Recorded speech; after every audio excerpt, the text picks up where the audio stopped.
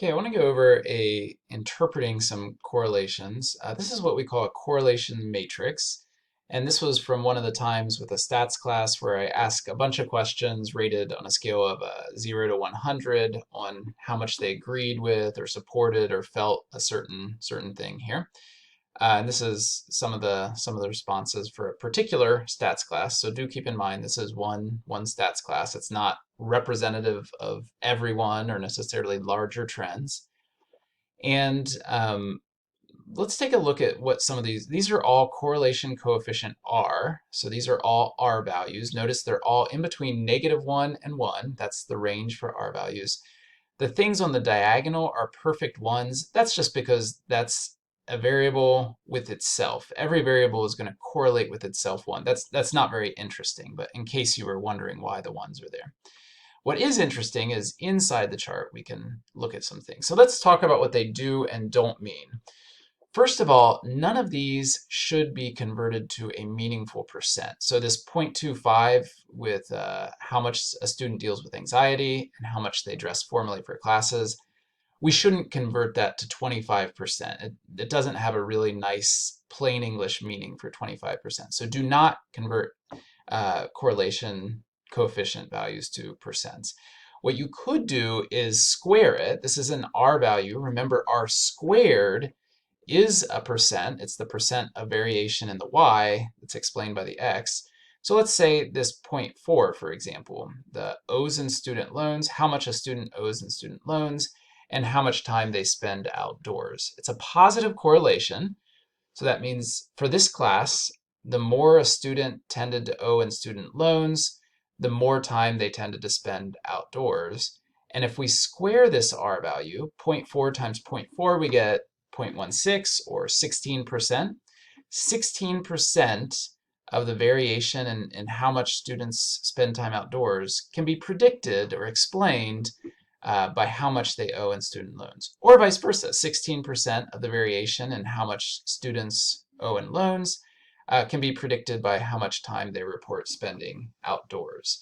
So don't change these to percentages, but if you square them, the R squared value can be used as a percentage. We can also use these as predictors.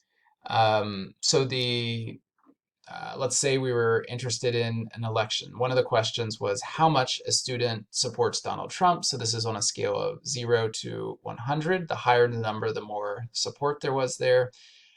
Notice this one. This one's the strongest negative correlation. So if we wanted to to be able to predict how much a student in this class supported Donald Trump, and we wondered what would be the most powerful predictor, well, notice we have all these correlation coefficients to choose from. And then if we go down here, we also have these two right here. So these two and all these are all the various correlations with supporting Donald Trump. And the most powerful predictor here is this one, even though it's a negative. Remember, negative or positive, that doesn't impact the strength. This one says negative 0.61, which is stronger than all these. Even though it's the most positive value, it's nowhere near as strong as this negative 0.61. And that's been exposed to foreign culture. So what does the negative mean there? The more, in this particular class, the more a student was exposed to foreign cultures, the less they tended to support Donald Trump. Or, the same thing, the more a student tended to support Donald Trump, the less they tended to report being exposed to foreign culture. Does this mean that being exposed to foreign culture causes you to support Donald Trump less, or cause these students to support Donald Trump less? It does not mean that. It's possible, but all we have here is a correlation. We don't know that one is causing the other. In order to show that, we would need to show there's no lurking variables. For example, maybe this is related to wealth. Maybe students who are wealthier have been exposed to more foreign cultures, and students who are wealthier are not the ones who are supporting Donald Trump as much. So maybe wealth is what's driving the relationship between both of these two. We don't know that that one of these is causing the others. Or, for example, spending time outdoors and dealing with anxiety. Here's a positive correlation. So the more students spent time outdoors, the more they tended to deal with anxiety. I certainly don't think that that's a causal relationship. I think spending time outdoors probably lowers anxiety. So it's very possible that it goes the opposite direction. This is just a correlation. There could certainly be other variables, other lurking variables in between that correlation and causation. And finally, one other common misconception, let's say we have a 0.35. Do we know if these students tend to spend time outdoors or if they tend to exercise regularly? Does the fact that this positive means that most of these students spend time outdoors or they exercise regularly? It does not mean that would be the means and standard deviations. We could get that to get information on one variable at a time. These numbers are all talking about the relationship between two variables. So we can't really tell where on the scale this given class fell on any of these variables just by looking at the correlations. These are two variables at a time being put together. Means and standard deviation would be more if you were analyzing one variable at a time. Okay, let's shift now to this is a report that I author every couple years, just kind of updating the status of rural education across the country. And I want to show how correlation plays in. So we measure all these different data points across the country in rural areas across the country. Let me just show you how we report them. So one of the things we take a look at is educational outcomes, and these would be like scores on standardized tests is what most of these are.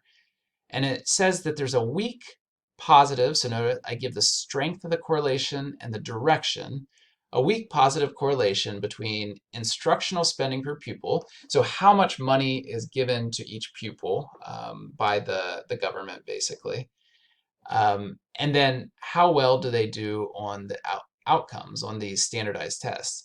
And as it turns out, the more that a particular state, the rural areas of a state spend on their students, the higher the educational outcomes.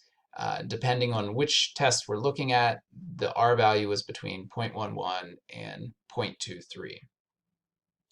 On the other hand, there was a negative correlation between instructional spending, so how much money is put on the students, and most of our indicators of college readiness. So this is like graduation rate, it's how many students are doing dual enrollment, it's let's see, male graduation rate, female graduation rate.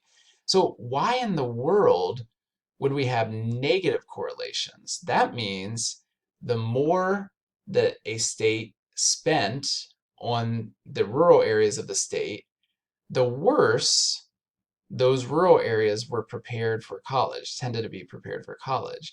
This could be a very dangerous statement. A statement like this in a well-read report like this could cause less funding to go to rural areas, especially rural areas of poverty. And that's not what this means. And that's why I try to make sure that there's not causation here, that these are just correlations, that we can't say that that means the more money you put in, the less the students will be ready for college. That would not be true at all. And so I explain what a lurking variable might be right here. I say that it could just be that because certain states do have a lot of poverty, do have a lot of students struggling, there's already more money going towards those students. So the fact that the students that are getting the higher instructional spending could be related to the fact that maybe their college readiness is much better now than if the money hadn't been spent.